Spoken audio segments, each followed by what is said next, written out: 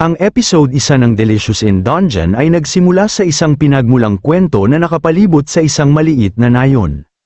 Isang bitak ang naganap sa loob ng mga catacomb nito at isang lalaki ang lumabas mula sa mga durog na bato, na nagsasabing siya ang namuno sa Golden Country. Sinabi ng matandang lalaki na maayos ang lahat hanggang sa isang salamangkero ang gumawa ng spell na lumubog sa lupain sa ilalim ng lupa at nakulong ang lahat doon. Nangako ang matandang kapwa na ibibigay ang kaharian sa sinuman kung matalo nila ang salamangkero. Ang kwento ng pinagmulan ay nagsasara ng ang matandang lalaki ay naging alikabok at pinaalis. Pinutol namin ang isang lalaki at ang kanyang partido na nakikipaglaban sa isang dragon. Sinasalamin ng lalaki ang pakikipagsapalaran ng partido mula sa kanyang kagutuman hanggang sa pagiging matamlay ng kanyang partido. Gusto ng Ginoo na tulungan ang kanyang partido na kumuha ng higit pang mga supply pagkatapos nilang patayin ang dragon.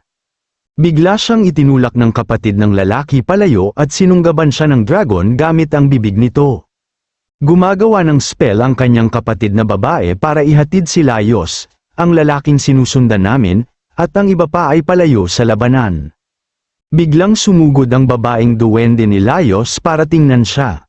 Nagtataka siya kung ano ang nangyari kay Fallon, kapatid ni Laios. Sinabi ni Laios na kinain siya ng dragon at naniniwala si Laios na ang spell na ginamit niya upang iligtas silang lahat ay hindi makakarating sa kanya sa oras. Sinabi ni Laios sa duwende na plano niyang iligtas si Fallon, ngunit sinabi ng duwende na sira na sila at naiwan ang lahat ng kanilang inventaryo, bukod sa gear na mayroon sila sa kasalukuyan. Pagkatapos, sinabi ni Chilchak, isa pang miyembro ng partido, kay Laios na huminto ang dalawang miyembro ng partido at ipinakita kay Laios ang kanilang mga liham ng pagbibitiw. Pinag-iisipan ni Laios ang mga dahilan ng kanyang mga miyembro ng partido sa pag-alis. Sinasalamin niya kung gaano kataas ang halaga ng mga misyon sa pagsalakay, mga miyembro ng partido, kagamitan, at pagkain. Iniisip niya kung kaya ba nilang bumili ng mas murang gamit, pagkain, miyembro ng party, at iba pa. Kung ibinente nila ang kanilang kasalukuyang gamit, hindi naniniwala si Chilchak, iminumungkahi ng babaeng duwende na pag-usapan nila ang isyong ito sa ibang pagkakataon at tumuon sa pagkuha ng ipagkain, si Laios, ang babaeng duwende, at si Chilchak ay nag-explore ng isang bayan, habang ang babaeng duwende ay nawawala sa pag-iisip sa pagkain, hiniling ni Laios sa kanya at kay Chilchak na umalis sa party. Gusto niyang ibenta ang kanilang gamit at salakayin ang piitan ng dragon ng mag-isa para iligtas si Fallon. Bagamat sa tingin ng babaeng duwende at ni Chilchak ay baliw si Laios sa pagnanais na harapin ang piitan na ito ng mag-isa, ipinaliwanag ni Laios kung bakit kapaki-pakinabang para sa kanya na gawin ito. Gayunpaman, kinumbinsi ng elf girl at Chilchak si Laios kung bakit dapat niya silang hayaang sumama. Dinala ni Laios ang babaeng duwende at si Chilchak sa isang piitan at sinabing kukuha sila ng pagkain mula doon. Sinabi niya na ang mga halimaw ay nasa loob nito at ipinapaliwanag ang herbivore, carnivore ecosystem. Habang nag-e-explore sila, sinabi ni Laios na sasalakayin nila ang mga halimaw at gagawin silang pagkain.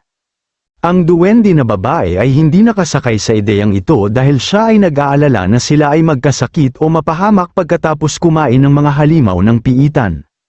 Biglang, ang aming kupunan ay tumakbo sa isa pang grupo na tumatakas mula sa isang nilalang na kabute. Inatake ito ni Laios at ipinaalam sa duwende at Chilchak na maaari nilang gawing masarap na ulam.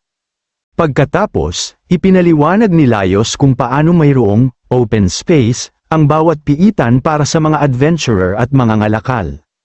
Ang espasyong ito ay dating tahanan ng mga catacomb. 6 na taon na ang nakalilipas, maayos itong konektado sa piitan at naging isang abalang lugar mula noon. Pagkatapos, pinag-iisipan ni Laios ang pinagmulan ng mga halimaw sa piitan habang pinapatay ang isang scorpion. Iniisip niya kung umiiral pa ba ang Golden Country. Nakahanap ng bakanteng lugar ang ating mga bayani at si Laios ang nagluluto ng kabute at alakdan. Kinagat niya ang alakdan pagkatapos itong lutuin ngunit nagkasakit ito. Isang Ginoo ang lumapit sa ating mga bayani at ipinakita sa kanila kung paano ihanda ang alakdan at kabute para sa mga layunin ng pagkain ng maayos. Sinubukan ng Ginoo na magdagdag ng mga sangkap na nagpatalsik sa babaeng duwende Marsil. Habang nakikipagtalo si Marsil sa Ginoo, tinawag siya ni Laios. Biglang may bumagsak na nilalang mula sa kisame at dumapo sa ulo ni Marsil. Hindi siya maaaring gumamit ng mahika at namatay dahil sa isang slime beast. Iniligtas ng Ginoo si Marsil mula sa putik at nagbabahagi ng mga detalye tungkol sa anatomy nito kay Laios. Habang ang Ginoo ay naghahanda ng putik para sa mga layunin ng pagkain, sinabi niya na siya ay nagluluto at nag-aaral ng mga nilalang sa piitan sa loob ng 10 taon. Inaabot ng mga Ginoo sina Laios at Chilchak ang ulam na ginawa niya gamit ang alakdan, putik, at nilalang na kabute. Gusto ito ni Laios at Chilchak. Tumanggi si Marsil na kainin ang pagkain ngunit pumayag ito dahil sa gutom. Pagkatapos kumain ng ating mga bayani, ipinakilala ng Ginoo ang kanyang sarili bilang Senshi. Ipinakilala ni Laios ang kanyang sarili at ang iba pa kay Senshi at ipinaliwanag ang kanilang misyon na iligtas si Philon mula sa isang makapangyarihang dragon. Napagtanto ni Senshi na ang Red Dragon ang tinutukoy niya at ibinahagi niya ang mahalagang kaalaman kay Laios tungkol dito. Sumali si Senshi sa party ni Laios at hindi makapaghintay na gumawa ng pagkain mula sa Red Dragon. Ang aming mga bayani ay naglalakbay sa ikalawang palapag at binibigyan ni Laios ang madla ng kaalaman tungkol dito. Sa kanilang paglalakbay, muling nagugutom si Marsil ngunit tumanggi siyang kumain ng mga pagkain na may kasamang mahalimaw. Ang grupo ay tumakbo sa isang bulaklak ng Bar Acelia at ipinaliwanag ni Laios ang mga gamit at pinagmulan nito sa kanyang mga miyembro ng partido. Sinabihan ni Marsil ang kanyang partido na tumabi para magamit niya ang isang spell upang talunin ang mga bulaklak ng Barcilia. Gayunpaman, hinawakan siya ng mga bulaklak gamit ang kanilang mga baging. Isa sa mga parasitiko na Barcilia ang nagsusuka ng bangkay ng isang lalaki. Natarante si Marsil saglit habang nagbabahagi si Laios ng higit pang mga detalye sa kanya tungkol sa species ng Bar Acelia. Iniligtas ni Laios si Marsil at patuloy na nagbabahagi ng kaalaman sa kanya. Ang aming mga bayani ay nagtatag ng isang base sa ikalawang palapag at si Senshi ay naghahanda ng isang fruit tart dish para masubukan nila. Matapos kainin ng ating mga bayani ang ulam, pinag-iisipan nila kung ano ang gagawin sa bangkay ng lalaki. Sa huli ay nagpasya silang ibitin siya malapit sa isang puno upang makita kung may kukuha sa kanya at magtapon ng kanyang katawan. Sinasalamin ni Laios ang kalikasan ng eat or be eaten ng piitan, at ang episode ay nagsara sa kanyang pagsasara ng kanyang halimaw na gabay at pagtingin sa bangkay ng lalaki. Ang episode 2 ng Delicious in Dungeon ay nagsimula sa paggising ni Marsil mula sa isang bangungot at nalaman na may isa pang party na nagluluto ng masarap na pagkain sa malapit. Iminumungkahi ni Senshi na manghuli sila ng isang hayop na mataas sa taba.